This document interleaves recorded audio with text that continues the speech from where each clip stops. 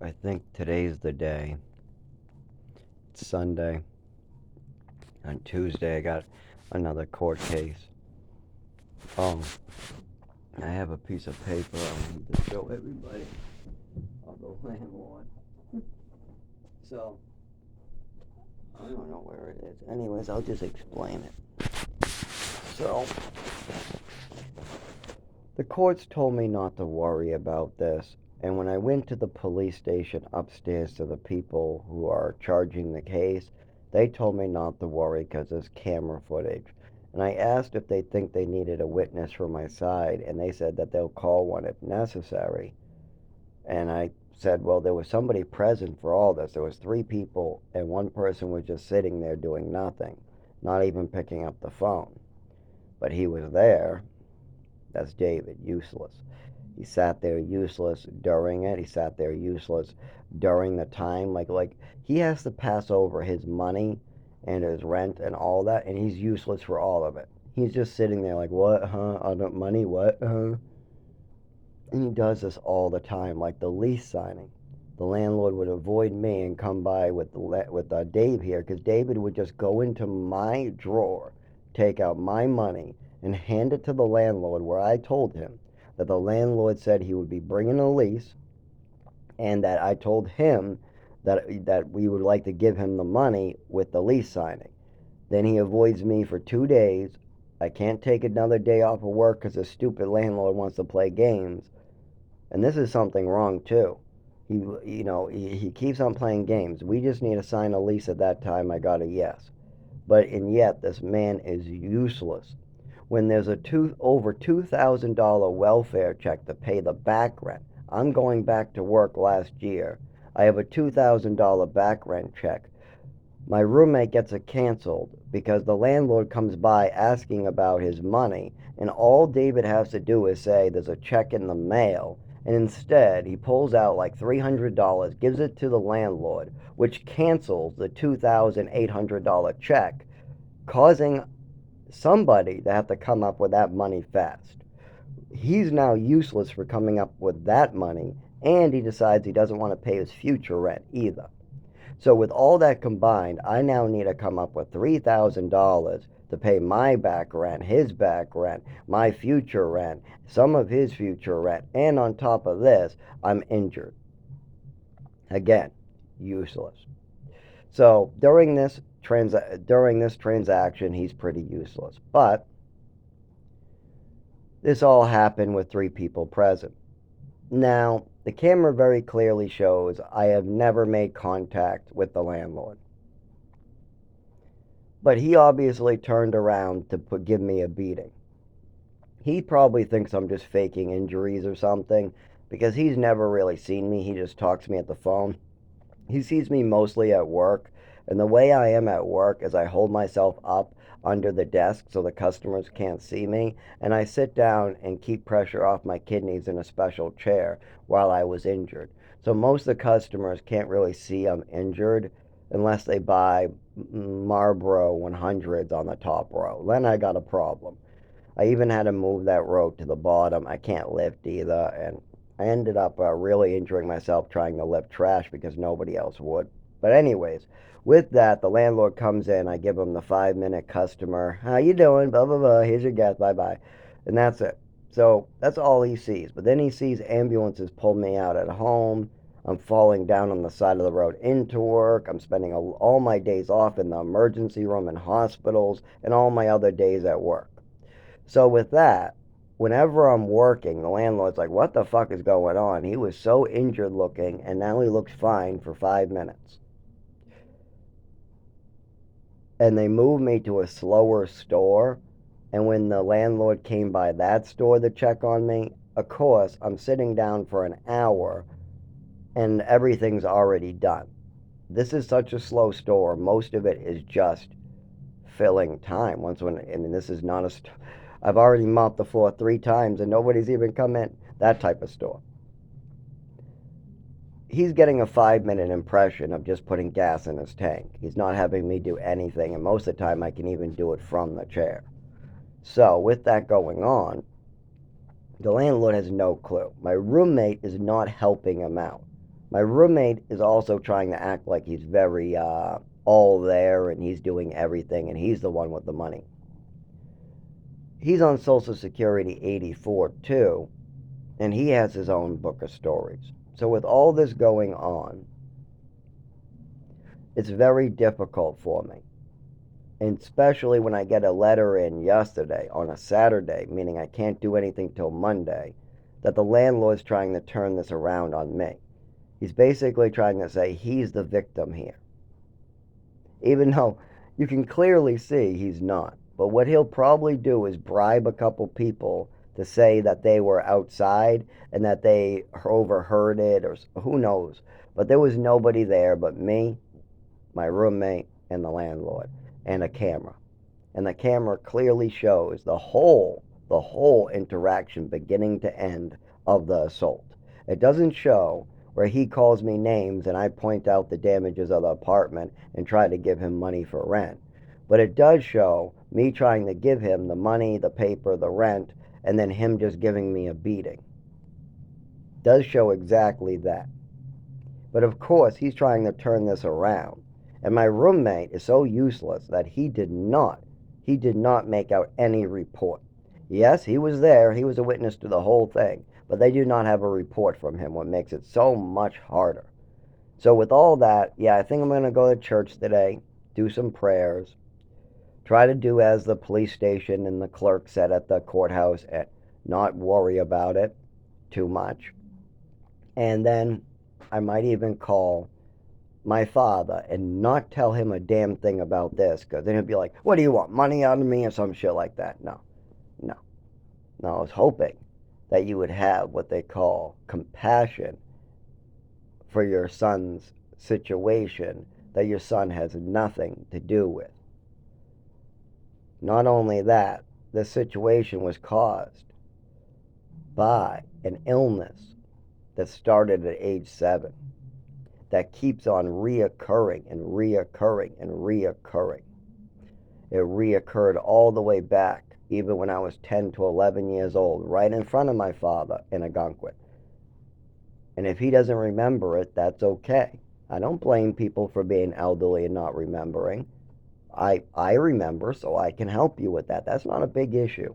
But if I'm going to remember it for you and give you some good details that are factual, and then you're just going to run away, scream, and holler like a little kid, and then just like end every. No, no, no, I'm not helping. No, no, no, that can't be it. Then that doesn't help me. So the only thing I want from my father is for him to clean up his wife's mess. That's it. Now, what do I mean by that? There's 100 different ways to do this.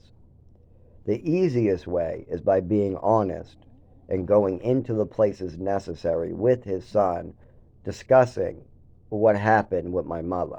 That way, the state, Social Security, and my doctors can write it down and get a report.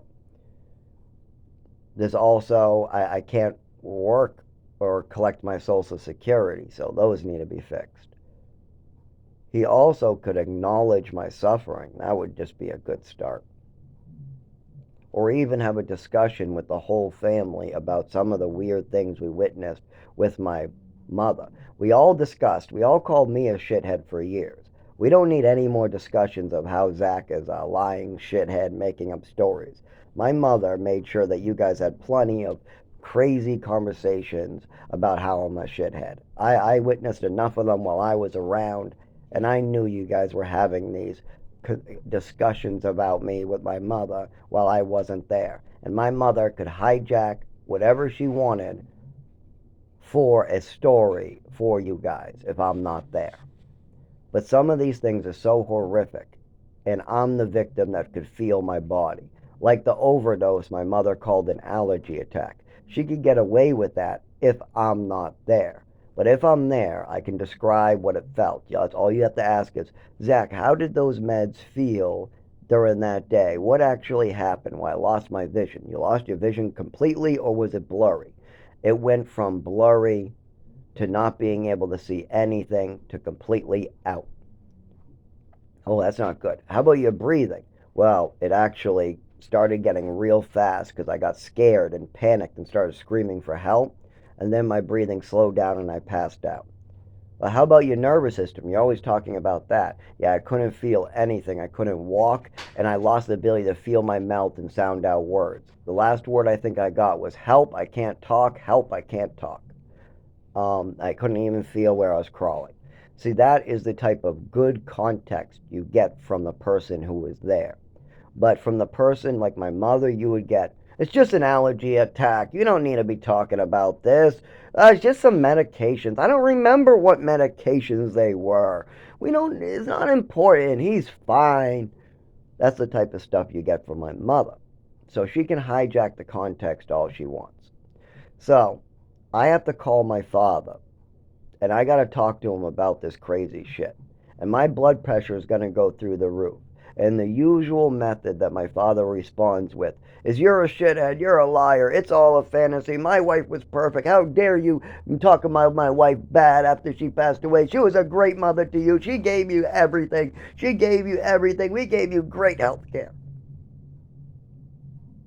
And how do I have a conversation about my mother poisoning me repeatedly and doing things to my mental health, like stealing my medals and my awards away and trying to just like the basically the orphanage gave out this medal to whoever came in swim class first. And the reason why they did this is to boost the self-esteem of these children. They had a lot of these little things, like the spelling bee. Whoever won the spelling bee got a big prize for that one. I did not win. But I won the swim class at the YMCA, so I got the swimming medal. Boost our self-esteem, make us want to work hard.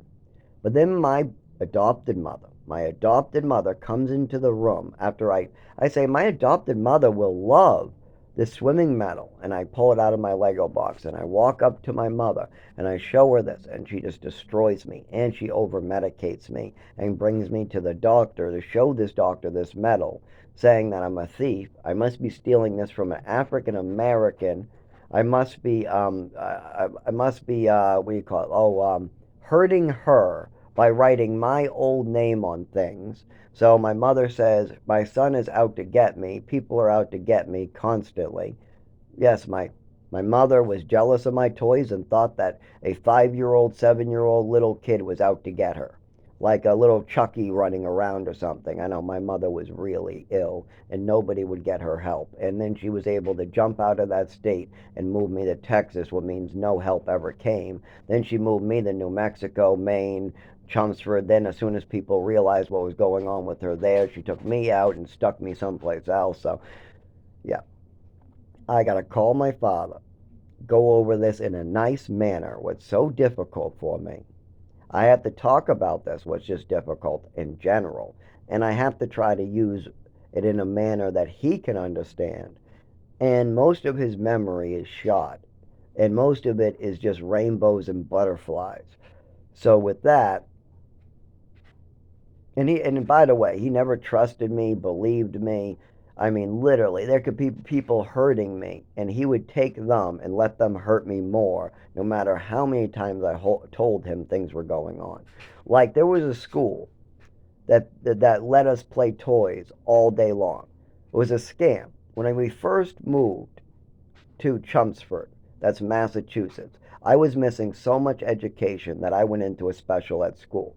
I was probably 11 years old or so, and this school let me play toys. It was probably the same education you get at preschool, maybe less.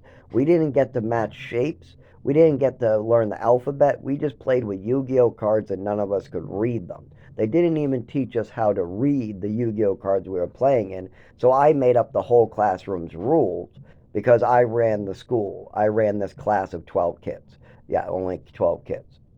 When I told my father that we had no classes and we were playing with toys, he got horrified, called the school. The school told him there was nothing to worry about, and then they never asked me anything about it again. The teachers punished me because I snitched them out for their scam. And I was allowed to stay there for another 6 months where I lost more education. And I already lost out 3 years of education before going to this scam school. Now, they got caught because this was 12 kids and then 12 more kids. So obviously, if you're running a scam class for special ed kids, and some of these kids are from good parents that just wanted to adopt or things like that, they're going to get caught. But when you have parents like mine, they get away with it for a couple years. But eventually enough reports got out, and yeah. I wish I could remember the name of it. It's not the MEC. The MEC also had some problems with stealing money. That was a whole different scandal, and I don't even know what branch. They had like 10 branches or whatever of the MEC. So, but this was age like 11, like first in the math, real young, real young. But we're doing preschool, Yu-Gi-Oh and toys. That's it. Action figures, toys. And I was still living at home, not in Haverhill yet. So we know it was before age 13, 14. Because at age 14, about, is when I went into Haverhill to live the rest of my life out until I'm age 31. Yes, I went into Haverhill, then from there went into Lawrence, so on and so forth. And I liked the Lawrence. Lawrence actually had a plan for my future, and I love that they had a plan for us to make sure that we had a good future. All the other places just babysit us, and sometimes the staff would even sell us cigarettes. No, this is different. So that one in Lawrence was pretty good, but the problem is my father broke the rules, many rules, and I had to bail him out. And they made it clear that I would never see that money again from the state, that $12,000 that one year. They said I could still continue collecting upcoming money because I am still disabled, but the money my father took that was supposed to go to my rent in the program, like the rest of the kids that were there, with a certain percentage. They don't want kids having $1,000 a month in there. They would just spend it on so much weed. So instead, they take a percentage and you get the rest. But that was not the program I was on because my father said that I wasn't on Social Security, what is actually a crime. This program would have been very upset, and the state was about to charge him and bring him to court to get that money out of him, give that money to me, and then I had to give that money to the program. But instead, I gave my father support. Now I'm trying to do the same thing. I'm trying to give him in support in handling his wife issue, but he just wants to dump it on my shoulders permanently because it was already dumped on me. See, I can't get this monkey off my back that my mother put here. And what I mean by monkey on my back, I mean my mother lying to doctors for so long that we have a fake illness and another fake illness and another fake illness. And no matter how many times I go to the doctor for my real illness, they don't know really, they don't want to touch me with a 10-foot pole with a mother like mine. When you have 15 years of doctors malpracticing you because your mother wants them to, then when a real doctor tries to help you, he's going to be like, holy shit, I'm not touching this kid. Holy shit, look at these records. They're all over the place. No, you need to get an attorney and settle these medical records before any of us are going to touch you. And then I try to go to the shelter and they say, we're not going to let you in here. You just had a seizure last night and you don't have any paperwork. We don't have anything that says seizure. You don't even, you couldn't move your legs this morning. You went to the emergency room in an ambulance because you couldn't walk out of here. And then you were walking fine in the hospital, so they released you. And we don't have much on paperwork on that either. So you're not staying here. You must be faking. So I get that a lot. And then I'm just living in a tree like a monkey. All because my father does not want to handle his wife's lies. He wants to leave these lies and these stories on my medical record. My father actually prevented me from using half the jobs available to me before I was 18. Yes, the stories that my mother and father told now disqualifies me from working at 100 different places. For instance, my mother called me a serial killer because I held a match to slug slime. Now, I was doing a science experiment close to chemistry, the scientific method. But yet, I was hospitalized, overdrugged, loaded up with pills because my mother said I'm a fire setter, playing with matches, I'm a serial killer, hurting animals. With that, you disqualified me from a lot of jobs. Then she calls me a self-harmer. self-harmer at age 7 years old, over and over and over. When I get back, she continues this. So by the time I'm 16 and goth, I cut one time and I look all cool to the goth kids. But I already had a full record of self-harming by my mother. I had self-harming because I jumped in a pool, my mother told the doctors. I had self-harming because I sucked on my skin at age 7 because I had an overdose just the week prior and wanted to know what the hell was going on with my nervous system.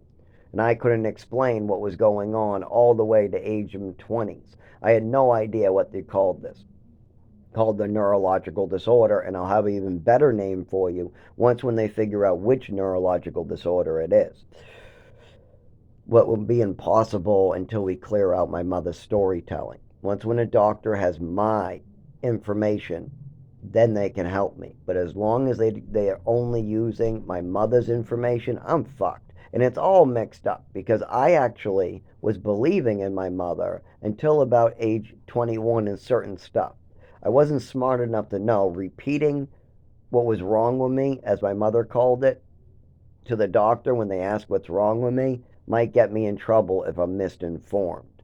So my mother's bullshit got me in trouble as well during adulthood because I was told that this was the truth. My father told me this was the truth. My mother told me this was the truth. They told me I needed all these medications for life or bad stuff would happen. Well, now I have to go to church today, and I'm probably going to try to call him, but I do not know if I can even survive the phone call. Because what am I supposed to do? Call him, let him know that his problem that he created with his wife is killing me, and that I need him to come and tell the truth and be honest to all the doctors and Social Security and the state and the government. Yeah, right, he'll be too afraid. My father's too much of a pussy to walk in the Social Security and the federal government and admit to a mistake. He'll be afraid he'll be put in the prison. No way. No way my father can talk about stuff like that and think that that's stuff that he thinks he'll be put in the prison for. On the record, too. No way my father would walk into a federal building with me and talk about how his wife tricked him, tricked me into believing I had fake illnesses and that they collected Social Security based upon fake illnesses and I have real illnesses that need to be treated. He won't go in the doctor's office with me and describe that. No way. And he doesn't remember it, but that doesn't matter. He didn't help when she was admitting to these things right in front of him. There was my sister there, my brother-in-law, my sister and me, and my father and my mother. My mother admitted that she thought it was okay to poison me. So first she admitted that she gave me extra Epicac, a full bottle of Epicac, as a punishment. Then she admitted she thought it was okay to give me extra medications or medications I'm not prescribed whenever she felt like it. And she admitted to that as well and said, so what? I can do that whenever I want to him. And then we all were horrified, and I asked if they thought this behavior was okay. And my father agreed what horrified us. And then he goes, what? What's happening here? I don't know. And he had no clue what this conversation was about. My mother was admitting to drugging me right in front of the family, and my father wasn't even like to him it was all butterflies and rainbows coming out of her mouth. So with that, I doubt even when he was present for these things, he was willing to admit that they happened. So I can't expect him to go, oh yeah, that happened right in front of me, yeah. But you could just let me handle this and back somebody so I don't have to die for you. I mean, I don't know why any father would want somebody else to die for his own mistakes. I mean, that's just as horrific as they get. I mean, I literally have suffered for so long, and I'm still suffering every day, just because somebody wanted to make up illnesses about me, and my real disability I'm not allowed to get any help for, and I'm discriminated against constantly, so I'm not allowed to work, I'm not allowed to collect Social Security, I'm not allowed to do just about anything until we get my disability established. And that's a big problem. Plus, I continue to have life-threatening injuries 9 months a year when I'm outside. They've been recorded over and over and over and over. But a lot of the time, I'm just left there on the side of the road, or as my mother did, just left there on a pile of newspapers to go brain dead. So only 50% of my life-threatening injuries, I actually made it at the emergency room. But they got records of me ending up injured through the roof, and a lot of them with no drugs in my system. No drugs in my system whatsoever. No alcohol, nothing. But of course, I'm a homeless guy with shitty clothing who smells, no home. So they just throw me right back out in the street.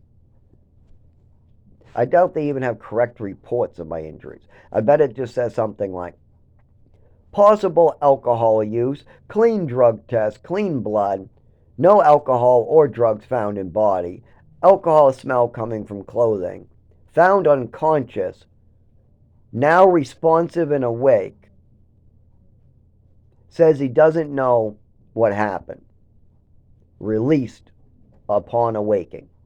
Something like that would be the report, like the time my legs stopped working and I fell and somebody poured booze on my back because he thought I was just some drunk, even though I was weeks and weeks with no drink, and that's part of the reason why I had a problem, is it was winter time and I needed alcohol so I could walk sometimes, or Ativan, or Triliptal with the epilepsy, or any epilepsy medication. But it's a lot easier to get alcohol or benzos than it is Triliptal or epilepsy medication.